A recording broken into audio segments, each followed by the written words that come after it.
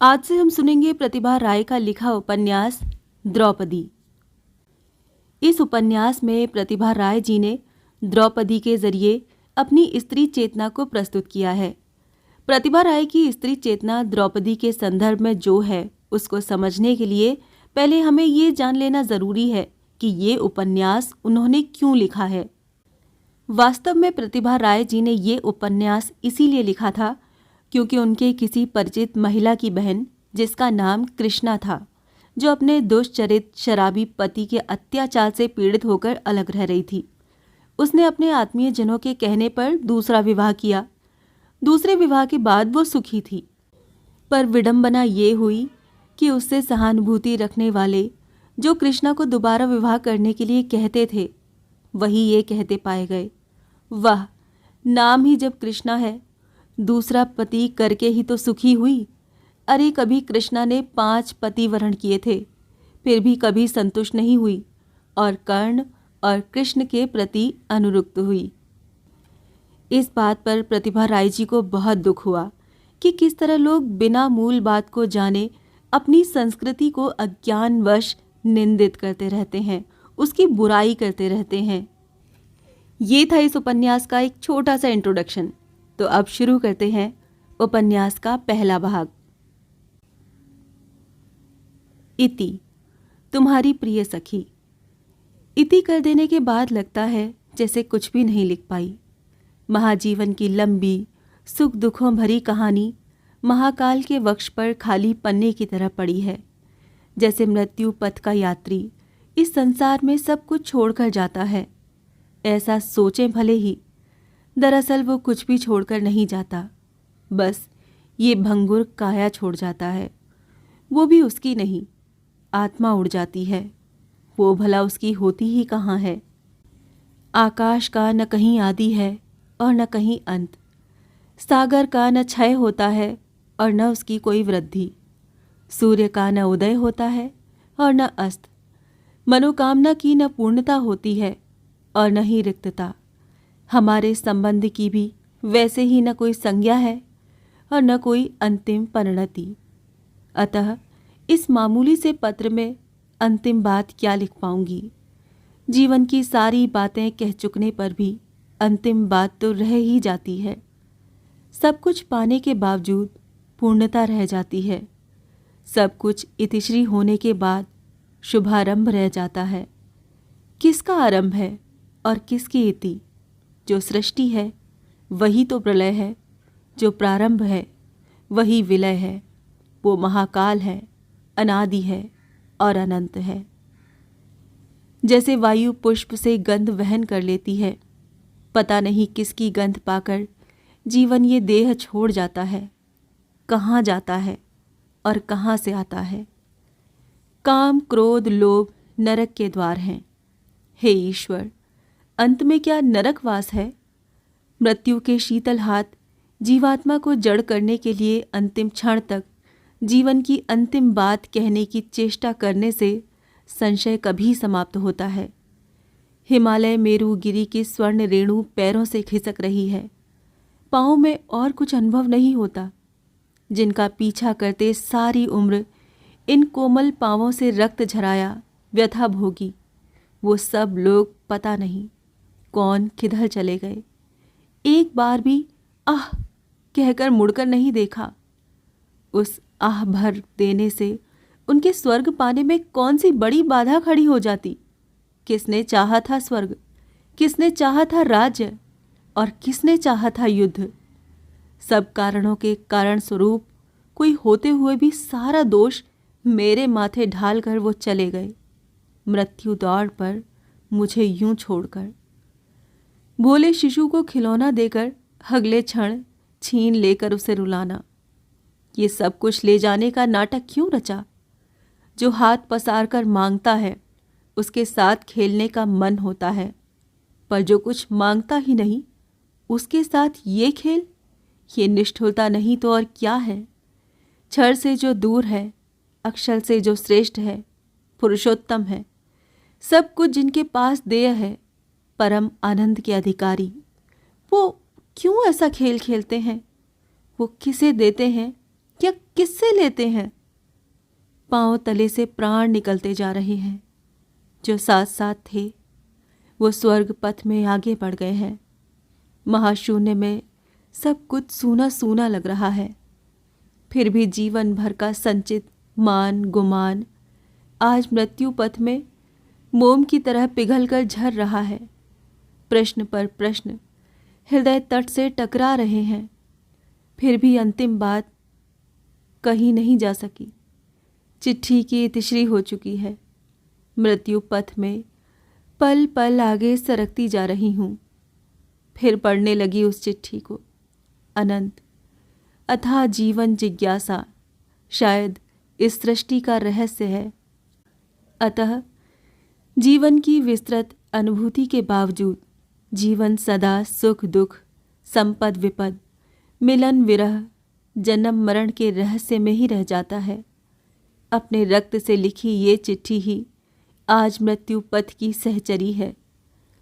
अपनी चिट्ठी पढ़ते पढ़ते अगर मेरी आत्मा शरीर को छोड़ जाए तो समझना इसके प्राप्तकर्ता तुम ही हो।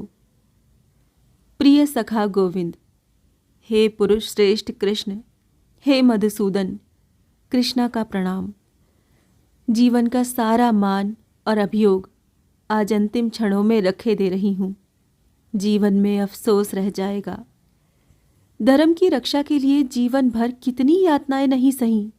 सोचा था पतिव्रत के कारण और अपने धर्माचरण के बल पर पति संग स्वर्ग जा सकूंगी, पर गिरिराज हिमालय के पाद देश की स्वर्ण रेणु छूते छूते ही पांव फिसल गए। मैं गिर पड़ी। पांचों पतियों ने मुड़कर भी नहीं देखा। वरन धर्मराज युधिष्ठिर ने भीम से कहा, मुड़कर ना देखो, आगे आ जाओ। उनकी यही बात मेरे हृदय को टूक टूक कर गई। सोचा कितना झूठा है ये पति पत्नी का संबंध। स्नेह, प्रेम, त्याग और उत्सर्ग अपने कर्म अगर आदमी स्वयं भोगता है तो फिर युधिष्ठिर के धर्म की रक्षा के लिए 5 पतियों के चरणों में अर्पित होकर सारी दुनिया का उपहास, व्यंग, विद्रूप और निंदा अपवाद ढोती क्यों फिरी? द्वापर युग शेष होने जा रहा है। अभिमन्यु पुत्र परीक्षित का जिस दिन हस्तिनापुर की गद्दी पर अभिषेक हुआ उसी दिन से कलयुग का प्रारंभ होता है। कहते हैं मेरा नाम पंच सती में गिना जाएगा। उसे देखकर कलयुग के नर नारी विद्रूप कर हंसेंगे, कहेंगे पंचपति वरण कर द्रौपदी अगर सती हो सकी तो फिर एक पतिव्रत पालन की क्या आवश्यकता? बहुपति वरण कर वो कलयुग में सती क्यों नहीं होंगी? यौन विकारग्रस्त कलयुग के उच्छृंखल नर नारियों के बीच द्रौपदी होगी, व्यंग परिहास का उपादान। 5 पतियों की पत्नी द्रौपदी को सतीत्व के लिए तिल तिल जलना पड़ा होगा। इसे ये लोग भला कैसे समझेंगे? तब तो हस्तिनापुर की नायिका द्रौपदी एक निंदित आत्मा, कलंक भरी कहानी की नायिका बन जाएगी। हे कृष्ण, हे वासुदेव, तुम तो इच्छामय हो। तुम्हारी इच्छा से तो द्रौपदी ने जन्म से अब तक सारा रास्ता तय किया।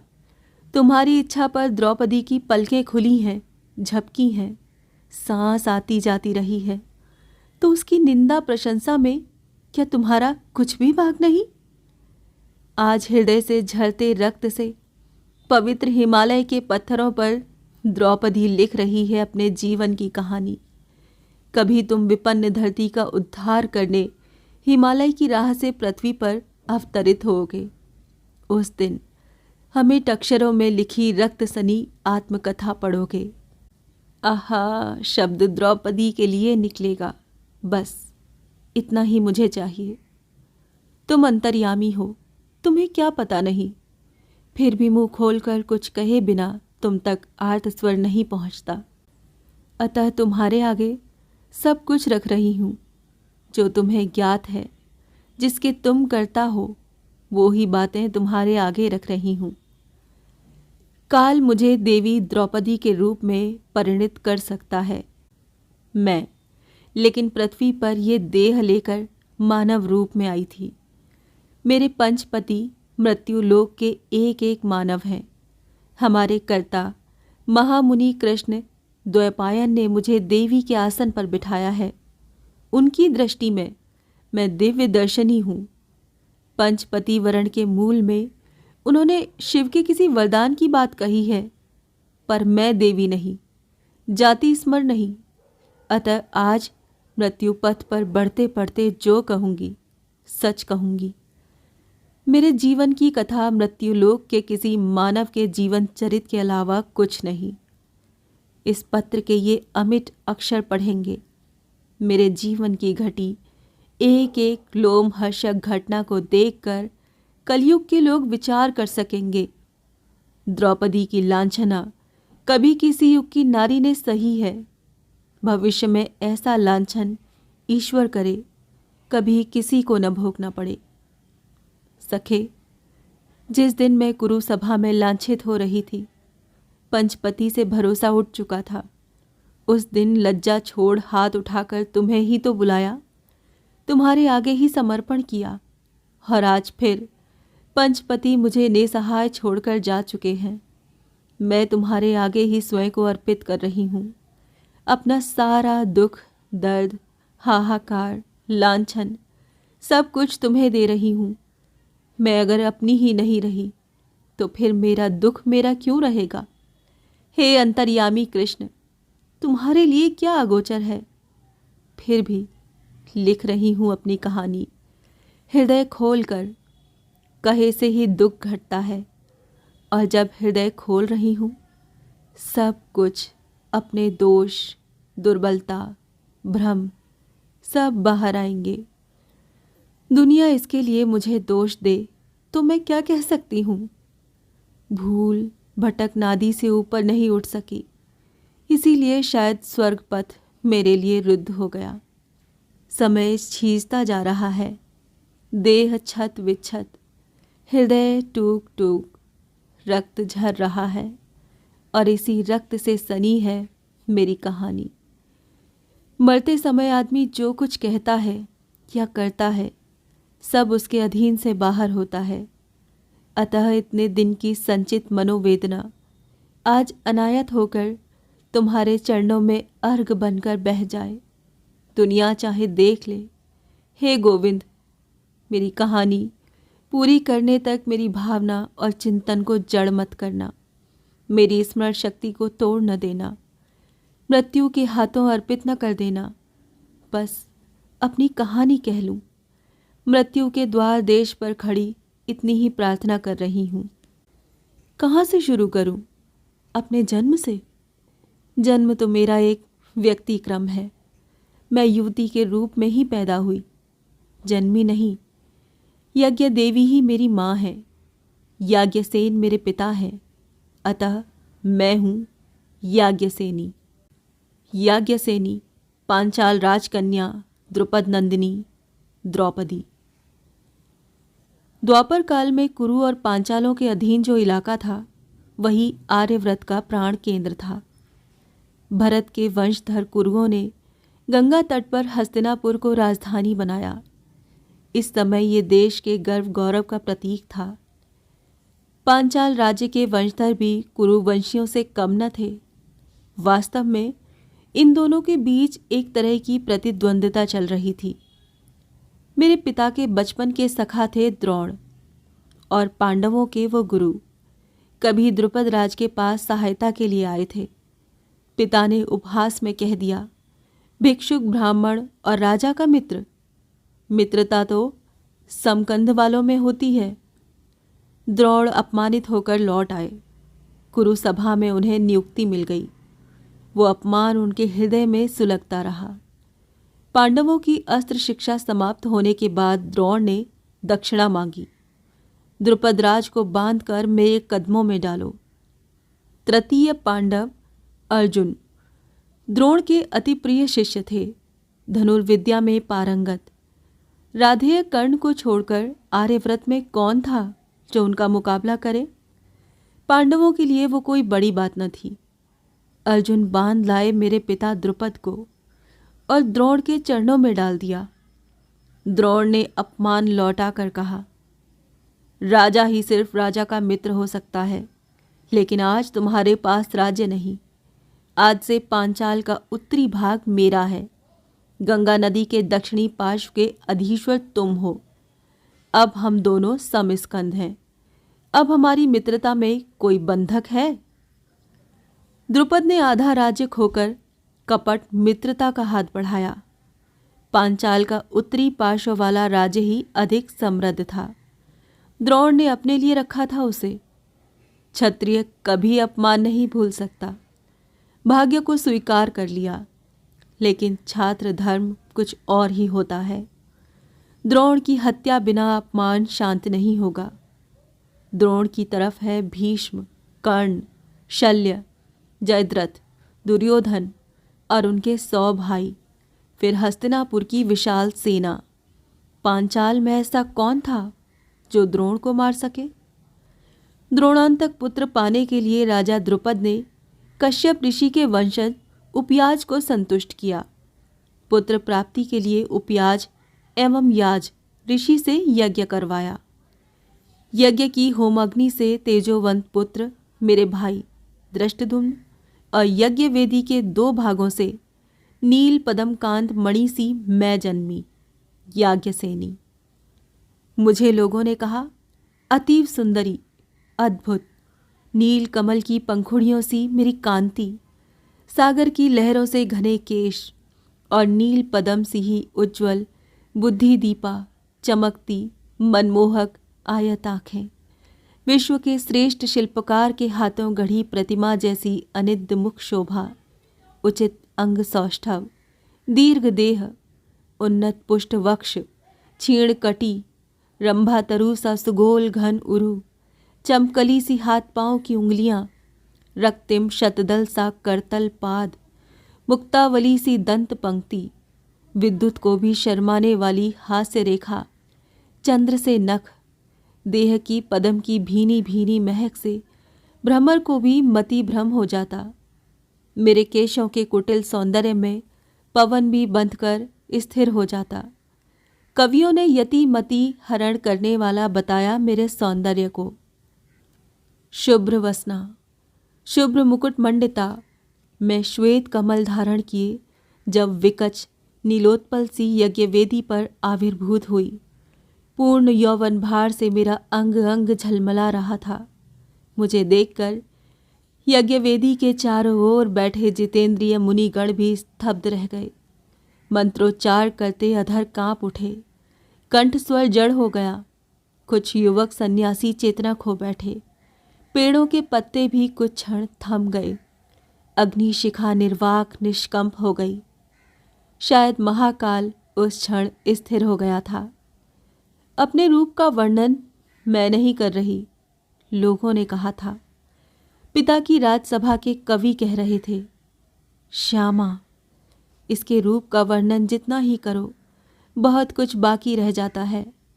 जीवन भर काव्य लिखने पर भी इस अनुपम सौंदर्य के लायक उपमा नहीं मिलेगी। अतः कृष्णा स्वयं ही अपनी उपमा है। मेरे जन्म के समय आकाशवाणी हुई थी, ये कन्या तुम्हारे अपमान का बदला लेने के लिए ही जन्मी है, प्रतिज्ञा पूरी करने के लिए आविर्भूत हुई है। इससे पृथ्वी पर धर्म की रक्षा होगी, क्षत्रियों का नाश होगा, ये कौरव नाशिनी होगी।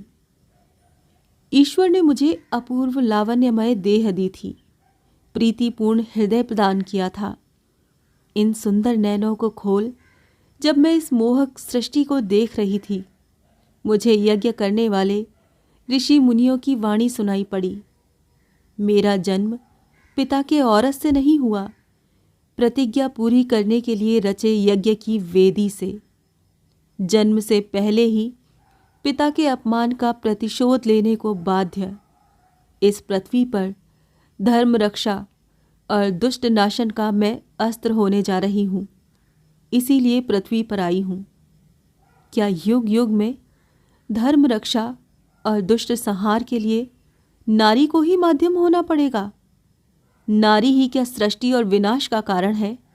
कभी लंका विनाश और राम राज्य की प्रतिष्ठा के लिए सती सीता को माध्यम बनना पड़ा। इसके लिए अपने जीवन का सारा सुख छोड़कर उन्हें बनवासिनी बनना पड़ा। फिर रावण की लालसा ने उन्हें अशोक वन में बंदी बनाया, लांछित किया, दुख दिया। अंत में पृथ्वी पर धर्म की प्रतिष्ठा हुई, प्रभु राम के जन्म का उद्देश्य पूरा हुआ। पर आखिर सीता को क्या मिला? राम से निर्वासन का दंड, सबके सामने सतीत्व की परीक्षा। धरती उनके लांछन से फट गई। सीता अपने दुख, लज्जा, अपमान छुपाने के लिए धरती की गोद में चली गई। ये सब सोचकर ही हृदय कांप उठता है। धर्म रक्षा और कौरवों का विनाश मेरे जन्म का लक्ष्य। सुख की कल्पना में डूबते डूबते मेरा मन किसी अनजान आशंका से सिहर उठता है।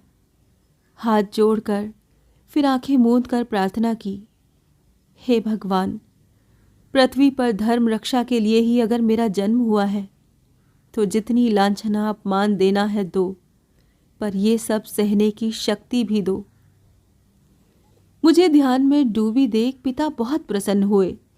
सिर पर आशीर्वाद का हाथ रखकर कहा, याज्ञसेनी, तुम ही पितृ अपमान का प्रतिशोध लोगी, इसीलिए तुम दोनों की होम की अग्नि से उत्पत्ति हुई है। मेरा यज्ञ सार्थक हुआ। पिता के चरण छूकर कहा, आपकी इच्छा पूरी करना ही मेरा धर्म है। बस आपका आशीर्वाद मेरे सिर पर रहे। पिता ने कुछ नहीं कहा। आंखें झर रही थीं। द्रोण के अपमान की ज्वाला से अभी भी उनका हृदय धधक रहा था।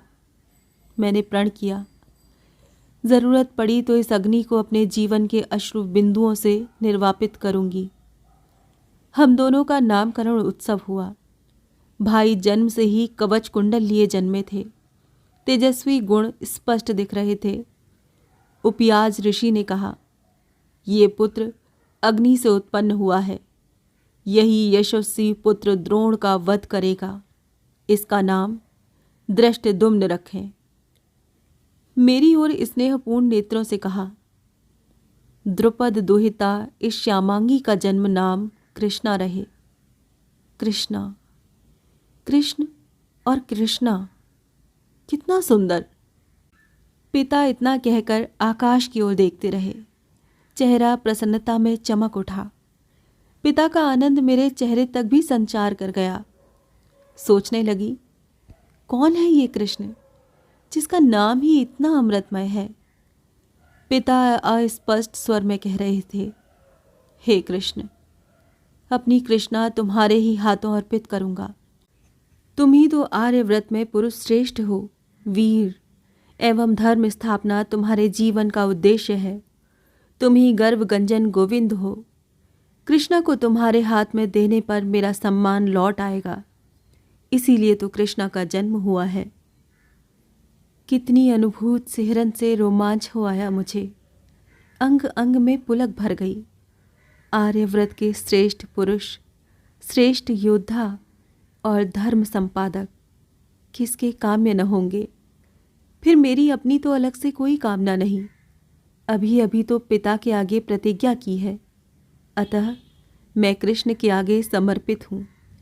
ऐसा न होता तो उपयाज ऋषि मेरा नाम कृष्णा क्यों रखते? कृष्ण और कृष्णा, स्वर्गीय, पवित्र, मधुर प्रेम धारा में मेरा हृदय डूब उठा। नेत्र अश्रुल।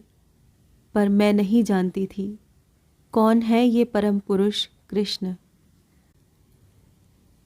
इससे आगे की कहानी हम जानेंगे द्रौपदी के अगले भाग में।